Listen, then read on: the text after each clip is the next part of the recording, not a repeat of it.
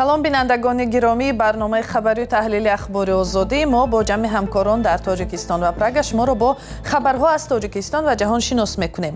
имрӯз чоршанбе 12 август аст. чанд мавзӯи асосии нашр. нархҳои 2-3 баробар гаронтари тарбузу харбуза дар мавсими имсола. муштариҳои бозорҳои душанбе ба қавле аз назди об ташна бармегарданд. тарбуз аз 20 боло ай дар инҷа то 50-60 сум аст. харбузарам ай 25-30 боло ай. баҳс ба додгоҳ рафт. соҳибони манзилҳои тахрибшаванда дар маркази хуҷанд мегӯянд ҷуброне ки ширкати сохтмонӣ пешниҳод кардааст ғайриқобили қабул аст. вақте аввалин бор бо сохтмончиҳо вохӯрӣ гузаронидем, онҳо ба рӯям негариста гуфтанд ки мурда меравӣ. ман ба ҳеҷ куҷо намеравам. инҷо ватани ман аст. дар муддати камтар аз 3 соли гузашта мақомоти расмӣ бештар аз 4500 нафарро аз ҳаққи шаҳрвандии русия маҳрум карданд. дар байни онҳо тоҷикон ҳам кам нестанд. дар чилаи тобистон бозорҳои душанбе ва атрофи он ҳарчанд серхаридоранд, вале зоҳиран бисёр муштариҳоро нороҳат мегузоранд. нархи меваи серистеъмол ва сунъатии тобистонаи мисли тарбузу харбуза дар қиёс бо соли гузашта 2 то 3 баробар афзоиш ёфтааст. ин дар ҳолест ки барои бисёр қишри аҳолӣ маҳз тобистон як давраи маҳдуди истеъмоли меваву сабзаҷоти сервитамин дониста мешавад. имсол чунин нест. тоҷирон омилҳои берунаи мисли афзоиши нархи сӯзишвориву номусоид омадани вазъи ҳаворо баҳона меоранд. барот юсуфӣ ва алишер зарифӣ аз нархи бозор гузориш медиҳанд. теппаҳои тарбузу харбузаро имрӯзҳо дар ҳама бозорҳои тоҷикистон аз ҷумла пойтахт шаҳри душанбе ва атрофи он бисёр мебинед. аммо мардум мисли солҳои пешин ҳар рӯз ба харид намеоянд, зеро қимати ин навъи полезӣ дар бозорҳо бисёр боло рафтааст. тарбузи мисол элнобод ай 35 сум ака сар мешавад, данғара боша ай 25 сум сар мешавад. харбузои ӯзбекистон ай 40 сум ака сар мешавад. то чанд сум? харбуза то 70 сум 80 сум аст. соли гузашта читор буд? соли гузашта арзон буд ай 10 сум 15 сум сар мешид тарбузи мисол ай 20 сум. ман пеш ай 40 сум 35 сум да мегирифтӣ. ҳозир боша 50 сум ам аст ай тарбуз. сабабҳои афзоиши қиматҳо низ гуногун будааст. яке ҳавои номусоид, дигари таъсири таҳаввулоти ҷаҳонӣ ки ба қимати маводи сӯхт аз ҷумла бензин асари манфӣ гузошт. ҳаво хунук омада ка мисол палакҳо вайрон шидан бисёрш. баъд баланд нархи сӯзишворӣ баланд шид. мисол ҳами бепул ам бигирӣ то иҷара пул хати меғалта 6-7 сум ҷӯя дар болои як тарбуз раҳпулӣ меғалта ка. сабабои баландшавии нархиш ҳамеа ба фикри ман. харидорон ҳам мегӯянд дигар мисли пешин ҳар шом бо худ як тарбуз ва ё харбуза барои худу бачаҳояшон намебаранд. тарбуз аз 20 боло ай дар инҷа то 50-60 сум аст. харбузарам ай 25-30 боло ай. ҳамин хеле ай. ба назар шумо бо ҳамин нархҳо ҳама шароити харид не ака ҳар кас мефаҳмад ки ман ҳамчун финансист медонад чӣ ҳолат ай. баъзеҳо харида наметавонанд. не конечно албатта. тарбузу харбуза аз полезиҳои асосист ки ҳар тобистон дар бозорҳои тоҷикистон то даҳҳо ҳазор тонна ба фурӯш мерафт ва умдатан қимати дастрас ва арзон дошт. аммо таъсири ҷанги русия дар украина, ҷанги амрикову эрон дар ховари миёна ва болоравии қимати маводи сӯхт дигар то ба ҳамёни мардум дар тоҷикистон ҳам расидааст. дар шаҳри хуҷанд сокинони чанд бинои истиқоматӣ аз ширкати сохтмонии асри мо шикоят доранд ки ба гуфтаашон дар амри бунёди хонаҳои истиқоматии нав дар ҷои зисти онҳо ҳуқуқ ва манфиатҳои соҳибмулконро поймол мекунад. худи ширкат бо ин иттиҳом розӣ нест ва дар як иқдоми камсобиқа худаш аз болои сокинон ба додгоҳ шикоят кардааст.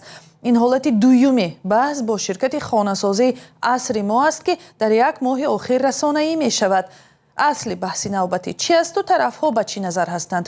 аз гузориши ҳамкорам Фарзон Муҳаммадӣ мебинем. ҷои тинҷомои нотинҷкадос якум ин. дуюмаш ин ки аҳамиҳо пайдо шудааст ки муҳовид дағалона гап мезанад. фақат гапи дурӯғ. ин шикояти дилбар эркабоева ва даҳҳо ҳамсояш дар маркази шаҳри хуҷанд аст. آنها دعوا دارند که شرکت بیناکار اسریما تلاش دارد برخلاف خواست و طلب‌هایشان خانه‌های آنها را ویران کند. سخن درباره 3 بینای ساخت شوروی می رود، جایی که تقریباً 200 خانواده زندگی دارند. ساکنان میگویند چند ماه باز زیر فشار و زورگویی هستند.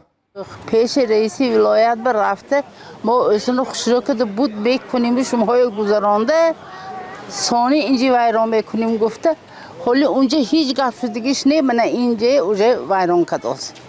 مسئولان شرکت اسریما آماده نشدند که مسئله را در نزد دوربین شرح دهند. آنها در یک پاسخ خطی به رادیو آزادی گفتند که رفتارشان موافق قانون است و به ساکنان جبران پیشنهاد کردند. از جمله 8000 سامانی به عوض هر متر مربع خانهشان یا از 2 تا 3000 سامانی پول اجاره. اما ساکنان چیزی دیگر میگویند. Когда у нас впервые прошло собрание, то застройщик вақте аввалин бор бо сохтмончиҳо вохӯрӣ гузаронидем, онҳо ба рӯям негариста гуфтанд ки мурда меравӣ. ман ба ҳеҷ куҷо намеравам, инҷо ватани ман аст. мо зидди ободкориҳо нестем, вале нуқтаи назари ҳар як истиқоматкунандаро бояд гирифт, чунки аксари бошандагони инҷо аз 60 сола боло ҳастанд ва мо аз оилаҳои оддӣ ҳастем. нам далеко всем за 60. قرار شهرداری خوجند درباره بنیاد بلندآشانه‌های نو به جای 4 بینای ساخت شوروی سال 2024 قبول شده است. تا کنون یکی از بیناها را تخریب کردند. حالا بحث شرکت اسریما با ساکنان 3 بینای باقی مانده به دادگاه شهر خوجند برده شده است. نه با دعوای ساکنان بلکه بر اساس مراجعه شرکت بیناکار. суд додае ки барои аз ҳисоби условияи худошон шаҳрнома бандан гуфта. Шаҳрномаҳое ки ваҳо пешниҳод карда буданд ба мо иш тайёр намешадем, мо муаққул не. Чунки условие ки худошон додагӣ мо ба вай хонаҳои мисол як хонагие гифта, дигараш агар мо мекардаги шавем, дигар хона мегифта шавем.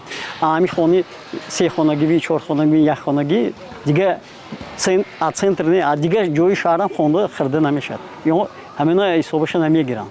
Фақат условии худошон мегӯянд. талаботи мо ҳаме ки шарти истиқоматкунон ҳамон ҷоҳо ҳамаша беҳтар кунем.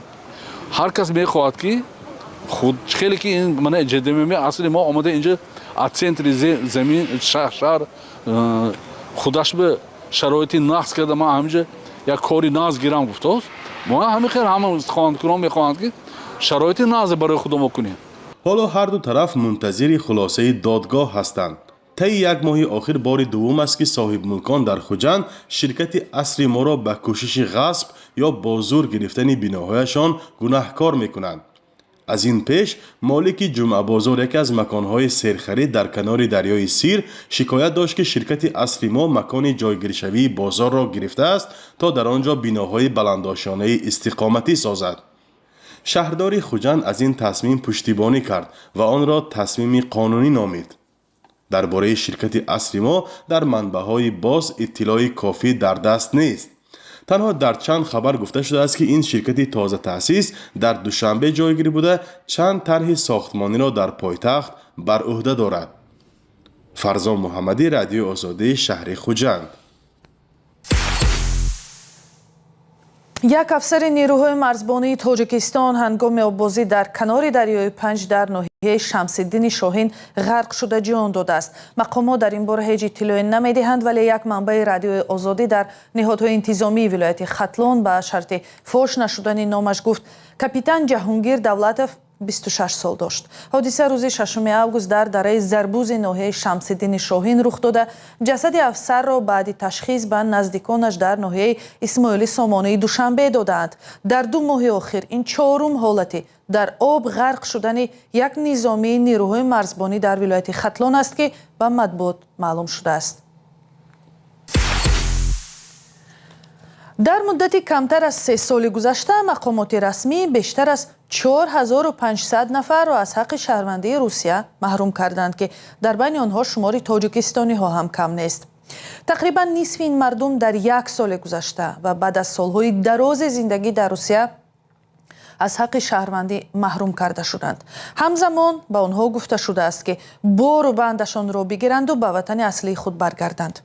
ҳамкорам тоҳири сафар ин мавзӯъро пайгирӣ кард ва пеш аз барнома аз ӯ нахуст пурсидам ки сабабҳои аслӣ аз дасти масалан як тоҷик гирифтани шиносномаи русӣ чӣ будааст. آمار تازه درباره محروم کردن خارجیان را ویاچسلاو ولادین رئیس دومای دولتی روسیه روز 11 آگوست اعلام کرده و سبب‌های آنها را نیز یک یک برشمرده است. وبسایت دومای دولتی از قول او نوشته است که بیشتر از 3000 نفر را با قرار دادگاه‌ها و برای جنایت در خاک روسیه از حق شهروندی محروم ساختند. شناسنامه 400 نفر را هم برای آن گرفتند که خود را در کمیسریات‌های نظامی روسیه ثبت نام نکردند تا در صورت ضرورت مثلا به جنگ اوکراین بروند.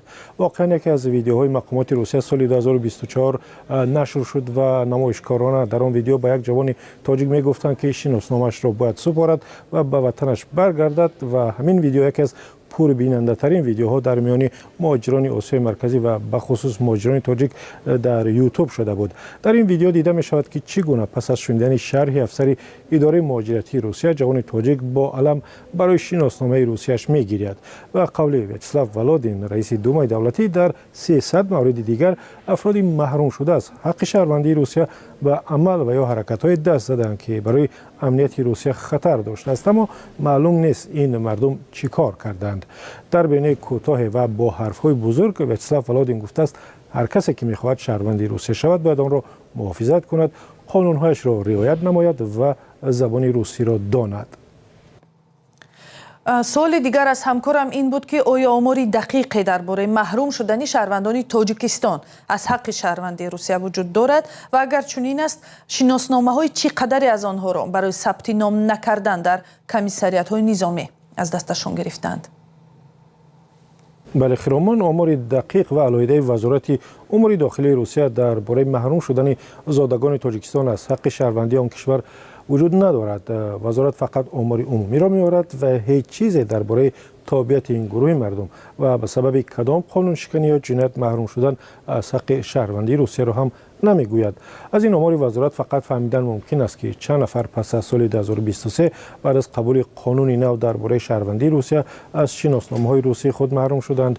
در چند ماه اول تصویب قانون مقامات رسمی میگفتند که تا 1500 نفر را از حق شهروندی روسیه محروم کردند و در مدت 2.5 سال طوری که گفتیم شماره آنها از 4,500 نفر هم گذشته است. ولی تخمین کردن ممکن است که تعداد تاجیکستانیان در بین این مردم کم نیست، زیرا در چند سال گذشته و پیش از سال 2023 بنا به آمارهای گوناگون بیشتر از 300,000 نفر از زادگان تاجیکستان شهروندی روسیه را گرفتند و قرارهای زیادی محروم شدن محض درباره آنها هم بوده است. یک سبب اساسی محروم شدن از حق شهروندی روسیه این بوده است که شهروندان تاجیکستان بعد از گرفتن حق شهروندی روسیه در مدت 2 هفته خود را در کمیسریات نظامی ثبت نام نکردند. بعد از قبول قانون نو در سال 2023 یک شرط حتمی پس از شهروندی روسیه شدن این است که در مدت 2 هفته در اداره‌های وزارت دفاع همچون نیروی ذخیره انسان باید ثبت نام شود. هدف ثبت هم آن است که در صورت ضرورت هر نفر از جمله زاده تاجیکستان را که هم تابعیت وطن خود و روسیه را دارد به جنگ اوکراین یا هر عملیات دیگری نظامی برند. اگرچه مقامات روسیه سال 2023 میگفتند که هدف از تغییر قانون درباره شهروندی روسیه سخت‌تر کردن معیارهای پذیرفتن خارجیان به صف شهروندان کامل حقوق این کشور بود، ولی سبب اساسی را همان جنگ اوکراین می‌دانند که روسیه برای پیشبرد آن به سرباز احتیاج دارد. آنگونه که می‌دانیم بعد از آغاز حمله روسیه به اوکراین صدها نفر از شهروندان تاجیکستان که تبعی روسیه هم بودند با زوری یا اختیاری به این جنگ رفته و کشته و زخمی شدند. تشکر از همکارم طاهری سفر که درباره محروم شوی مهاجران و به ویژه زادگان تاجیکستان از شهروندی روسیه معلومات داد. بینندگان ارجمند اگر شما هم در این باره نظری دارید به سامانه‌های رادیوی آزادی در شبکه‌های اجتماعی نویسید. برنامه ما در همین جا به پایان می رسد. یادآور می شویم که خبرهای بیشتر در سامانه اینترنتی ما با نام azadi.org است. در اینجا شما هم خبر و هم گزارش‌های ویدیویی رادیوی آزادی را دیده می توانید. صحیفه های ما در شبکه‌های اجتماعی تیک تاک و تلگرام، فیسبوک و اینستاگرام و یوتیوب و ایکس هم شما را با خبرهای رادیوی آزادی و ویدیوها شناس می کنند. با این صحیفه ها ابونه شوید و از حادثه‌های تاجیکستان با خبر باشید. فعلا از ما همین تا برنامه‌های دیگر. خدا نگهبان.